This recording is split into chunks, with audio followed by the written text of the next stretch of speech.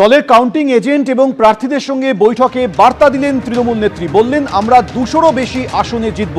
সেই সঙ্গে তিনি এটাও বলেছেন, গণনা শেষ না হওয়া পর্যন্ত কেউ কাউন্টিং সেন্টার ছাড়বেন না। গণনা কেন্দ্রের পরিস্থিতি নিয়ে দলীয় নেতৃত্বকে জানাতে হবে। ভোটে যারা মার খেয়েছেন তাদের পুরস্কৃত করব। ভোর 5টার মধ্যে গণনা কেন্দ্রে পৌঁছে যাবেন।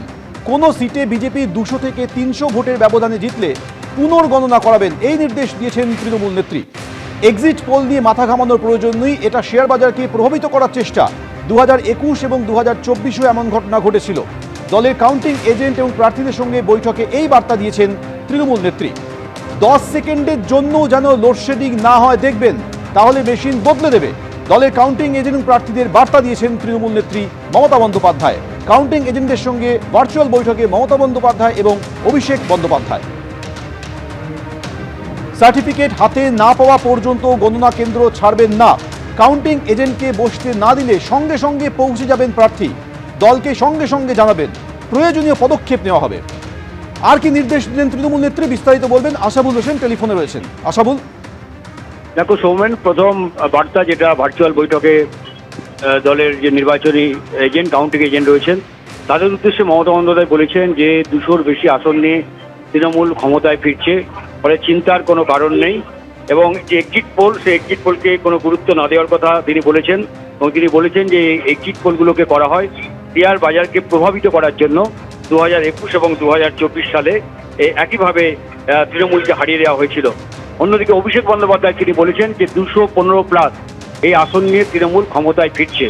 কিন্তু চূড়ান্ত আত্মসন্তুষ্টি না থাকে এবং গণনা কেন্দ্রে যাতে প্রত্যেকের নজর থাকে সে ব্যাপারে পরিষ্কারভাবে মমতা বন্দ্যোপাধ্যায় এবং অভিষেক বন্দ্যোপাধ্যায় তাদের বার্তা দিয়েছেন। প্রথমত মমতা বন্দ্যোপাধ্যায় বলেছেন যে যেখানে 200 থেকে 300 ভোটের ব্যবধানে জয় পরাজয় নির্ধারিত হবে, সেখানে পুনর্গণনার জন্য দাবি জানাতে হবে।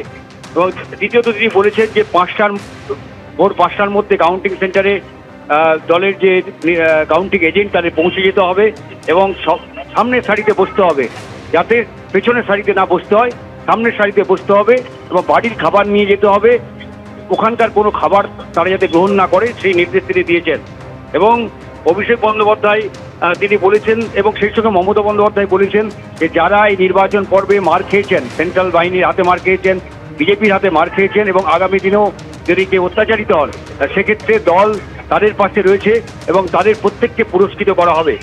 অভিষেক বন্দ্যোপাধ্যায় বলেছেন যে এই 4 মে পর্যন্তই যাবতীয় এই বিজেপির চমকানো কেন্দ্রীয় বাহিনীর চমকানো, তারপর নির্বাচনের ফলাফল বেরিয়ে গেলেই সবকিছু শেষ হয়ে যাবে।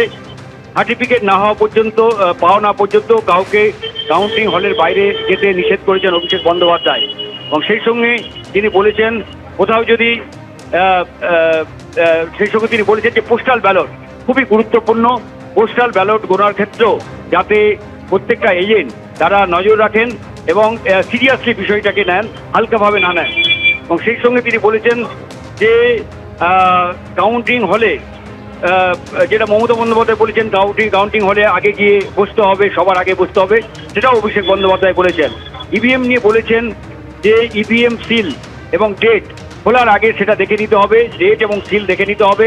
যদি দেখা যায় কোনো ইভিএমে 70% ব্যাটারি রয়েছে, তাহলে মনে করতে হবে সেটা হচ্ছে নতুন মেশিন এবং সেই মেশিনে গণনার পরে ভিভিপ্যাট সেটাও গণনার জন্য দাবি জানাতে হবে।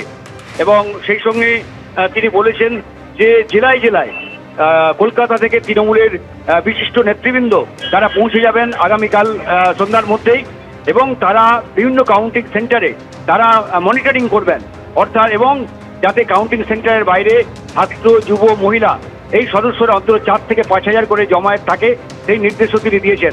ফলে তৃণমূলের পক্ষ থেকে এবারই প্রথম জেলায় জেলায় কার্যত একটা করে কাউন্টিং অবজারভার পাঠানো হচ্ছে, যাতে জেলায় জেলায় যে কাউন্টিং সেন্টারগুলো রয়েছে তার সঙ্গে কলকাতায় যোগাযোগ রাখার জন্য এবং সমন্বয় রাখার জন্য কলকাতা থেকে বিশিষ্ট নেতাদের সেখানে পাঠানো হবে বলে অভিষেক বন্দ্যোপাধ্যায় নির্দেশ দিয়েছেন। মমতা বন্দ্যোপাধ্যায় বলেছেন যে লোডশেডিং 10 সেকেন্ডের মধ্যে যদি হয়, 10 সেকেন্ডের জন্য যদি হয়, সেক্ষেত্রে কিন্তু ওরা ইভিএম বদলে দিতে পারে। এই বিষয়টা দলীয় নেতৃত্বকে জানাতে হবে যে যদি কোথাও লোডশেডিং করা হয় সে ব্যাপারেও নজর রাখার কথা বলেছেন মমতা বন্দ্যোপাধ্যায়। ধন্যবাদ। এবিপি আনন্দ, এগিয়ে থাকে, এগিয়ে রাখে।